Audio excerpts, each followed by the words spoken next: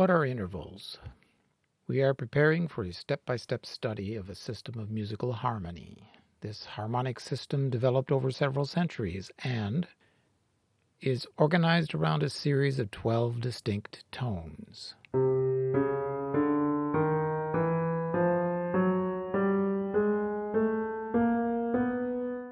Any one of the 12 tones may serve as the tonic, which is what we call the fundamental tone or root or key of a passage of music.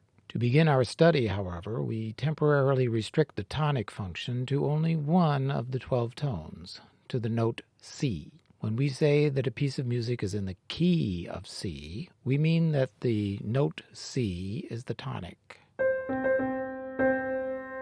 For singing exercises in a major key, we assign the syllable do to the tonic. Any tone could be assigned the role of the do, but for now, the note C will be the do. As long as we have assigned the tonic function to the note C, C can be sung as do,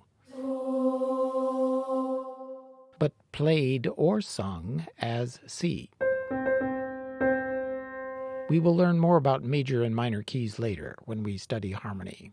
Once the tonic or key has been determined, it establishes a hierarchy of 7 primary tones, a tonal system, do, re, mi, fa, sol, la, ti, do, with do as the tonic.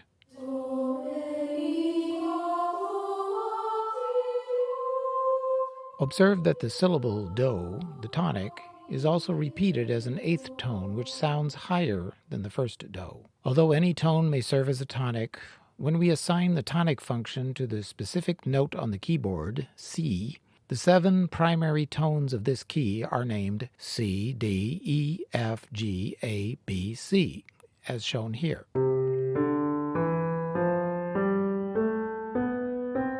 Observe that the note C is likewise repeated as an 8th tone higher than the first C.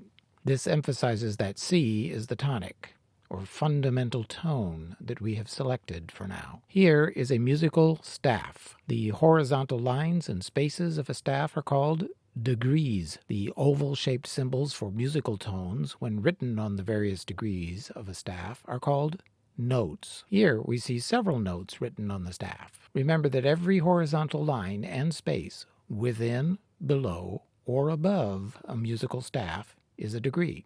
With the note C as the fundamental tone or tonic, the 7 primary tones may be notated like this on a staff with a treble clef sign.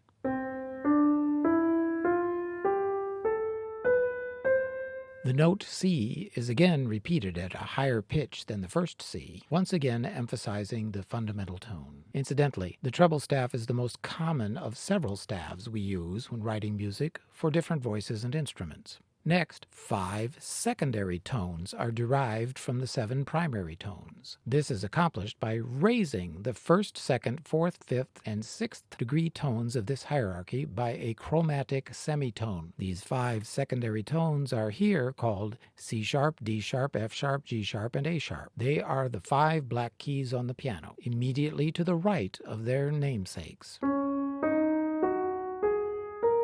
The same secondary tones may be found another way, by reversing the direction, by lowering the 2nd, 3rd, 5th, 6th, and 7th degree tones by a chromatic semitone. Now, the 5 secondary tones are called D flat, E flat, G flat, A flat, and B flat. These are the 5 black keys on the piano immediately to the left of their namesakes.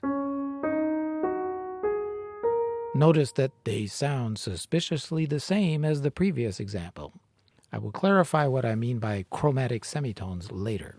Each of the 12 tones bears a unique relationship to the fundamental tone of the series, and that interrelationship is as important to the meaning of music as words are to the meaning of speech.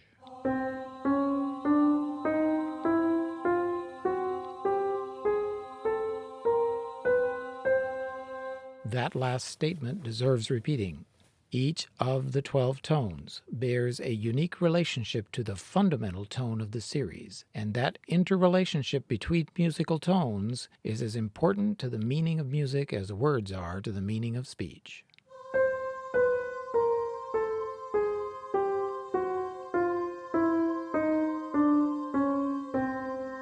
A scale is a stepwise series of tones, like a ladder or staircase. Notice how the degrees on the staff and keys on the piano are like the rungs of a ladder. And an interval is simply the distance in pitch between any two degrees on the staff, or between any two keys on the piano.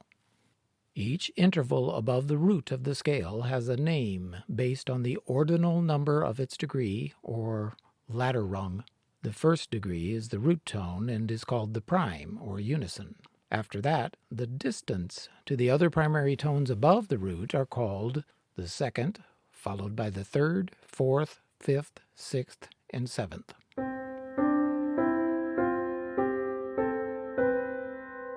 An eighth tone above the prime is called the octave because it duplicates the root tone of the scale, transposed exactly 8 tones higher. Remember, an octopus is a creature with 8 arms. The distances above the prime tone are labeled on the staff at the top.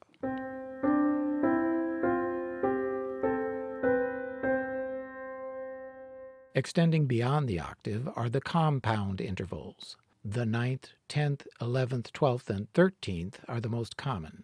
These are called compound intervals because they are a combination of an octave plus one of the smaller intervals.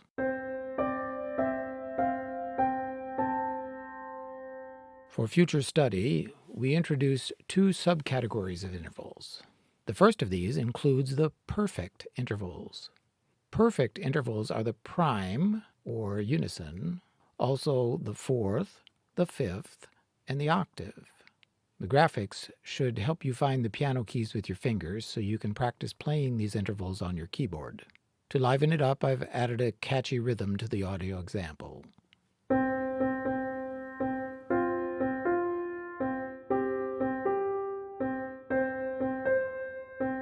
The second subcategory includes the major intervals. The major intervals, distances from the prime tone of the major scale, are the 2nd, 3rd, 6th, and 7th. The graphics should help you in finding and playing these intervals on your piano keyboard.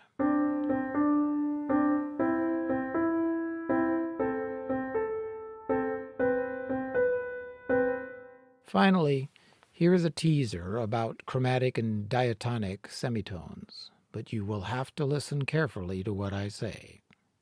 If, by chromatically raising the lower tone or chromatically lowering the upper of 2 adjacent tones, a third tone cannot be found between them, then the distance between the two is a semitone. Where a third tone can be derived in this way from between 2 adjacent tones, we say that the interval between them is a whole tone. Notice the semitones marked with an S on the piano.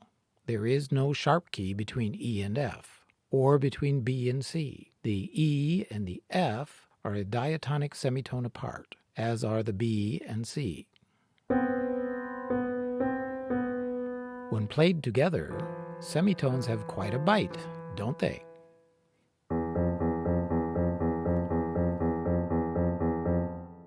Diatonic intervals are the unaltered tones of a scale. Diatonic literally means through tones. Chromatic intervals are created by raising or lowering a diatonic scale tone by 1 or more semitones. This has the effect of changing the musical color of the harmony, hence the root word chroma, which means color. The number name or letter name of the note, however, is not changed. Observe on the staff at the bottom that the first 3 tones, D-flat, D, and D-sharp, are all Ds, all written on the same degree of the staff, yet the tones D-flat, D, and D-sharp sound at a slightly different pitch.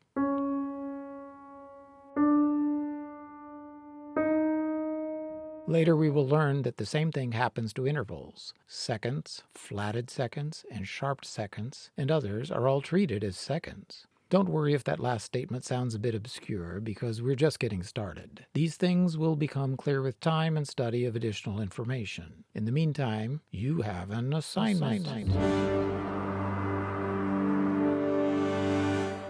Transcribe by hand and play the perfect intervals and the major intervals shown here. After you finish transcribing them to paper using a pencil, play them daily on a piano keyboard until they become automatic.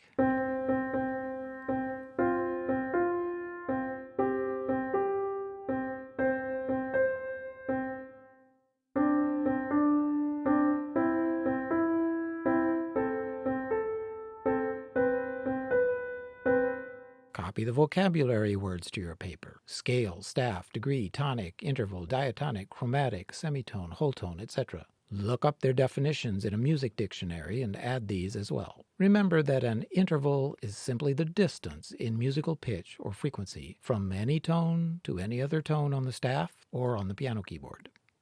Subscribe to my channel, share, and review what you learned today. Watch the other videos, then come back and watch this again. Here is a practical suggestion. Learning music is like learning to speak, read, and write a language. Daily practice is required in order to master a skill or field.